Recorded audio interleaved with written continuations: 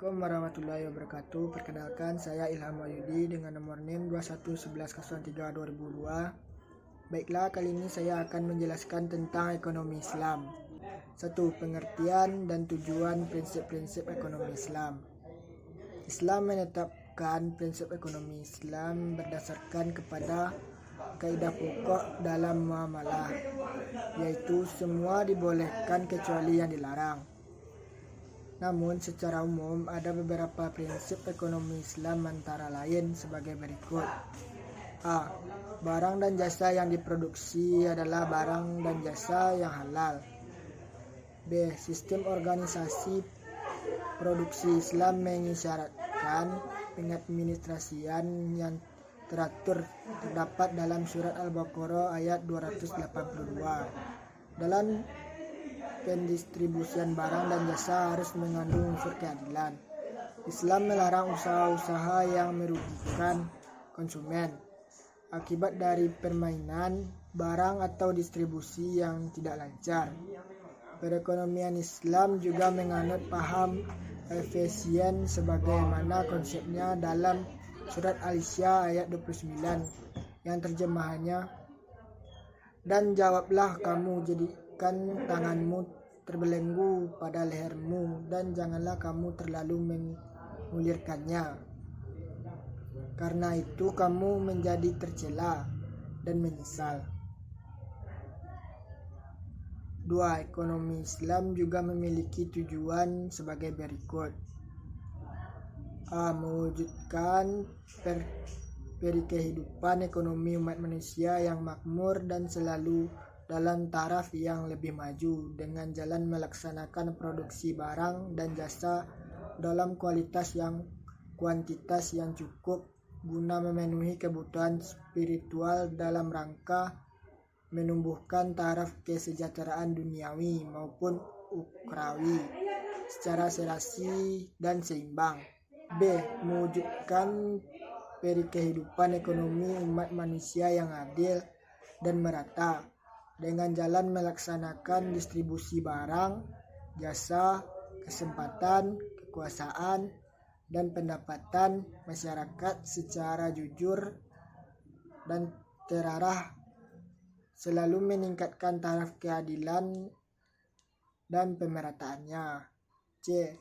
Mewujudkan kehidupan ekonomi umat manusia yang stabil dengan jalan menghindari gangguan-gangguan inflasi dan depresi atau stagnasi, namun tidak menghambat laju pertumbuhan ekonomi masyarakat dengan jalan mengendalikan tingkah laku masyarakat yang dapat membawa ke arah kegoncangan ekonomi.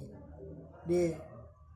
Mewujudkan kehidupan ekonomi umat manusia yang serasi, bersatu, damai, dan maju dalam suasana kekeluargaan sesama umat dengan jalan menghilangkan nafsu untuk menguasai, menumpuk harta, ataupun sikap-sikap lemah terhadap gejala-gejala negatif. E. Mewujudkan kehidupan ekonomi umat manusia yang relatif menjamin kemerdekaan dalam memilih jenis barang dan jasa, memilih sistem dan organisasi produksi, maupun memilih sistem distribusi, sehingga tingkat partisipasi masyarakat dapat dikerahkan secara maksimal dengan meniadakan penguasaan lebih dari sekelompok masyarakat ekonomi, serta menumbuhkan sikap-sikap kebersamaan solidaritas. F. Mewujudkan kehidupan ekonomi umat manusia yang tidak menimbulkan kerusakan di bumi. Kelestarian alam dapat dijaga sebaik-baiknya, baik alam fisik, kultural, sosial maupun spiritual keagamaan. G. Mewujudkan kehidupan ekonomi umat manusia yang relatif mandiri tanpa ketergantungan yang berlebihan kepada sekelompok masyarakat lain. 3. Bentuk-bentuk transaksi ekonomi Islam. Bentuk-bentuk transaksi ekonomi Islam antara lain: A. perdagangan atau jual beli perdagangan dalam Islam merupakan bagian dari muamalah dan dapat menjadi amal soleh bagi kedua belah pihak, baik pedagang maupun pembeli, jika dilakukan dengan niat karena Allah dan apa yang dilakukan bukan hal terlarang. B. Jual beli kredit. Ada dua jual beli kredit, yaitu pertama, jual beli kredit dengan ketentuan bahwa penjual tidak mengambil untung tambahan harga dari penangguhan pembayaran. Penjual mengambil keuntungan penambahan harga dari pembeli sebagai akibat dari penangguhan pembayaran. Jual beli kredit diperbolehkan dalam Islam dengan dasar Surat Al-Baqarah ayat 282. Ulama fikih sepakat bahwa jual beli kredit yang pertama adalah jual beli yang diisyaratkan Islam, karena pada umumnya orang-orang yang membeli suatu barang dengan cara kredit, baik secara keseluruhan ataupun sebagian dari harga, menunjukkan ia sangat membutuhkan barang itu, sementara ia tidak mempunyai uang secara tunai.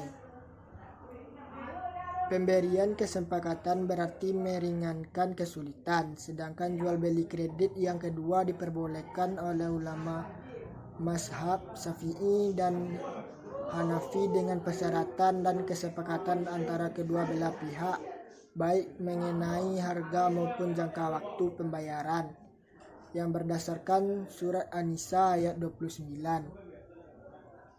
C. Sewa menyewa atau sewa menyewa adalah terjemahan dari bahasa Arab al-ijarah, yaitu orang yang menyewakan disebut muajir, penyewa atau orang yang menyewa disebut mustajir, dan barang yang disewa disebut ma'jur.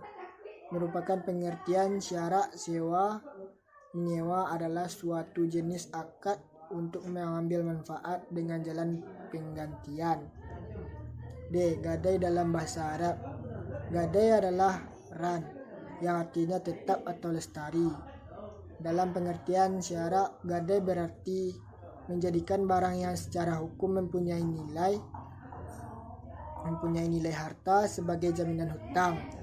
Orang yang menggadaikan disebut rahim. Orang yang menerima barang gadai adalah mutahrim, dan barang yang digadaikan adalah ran.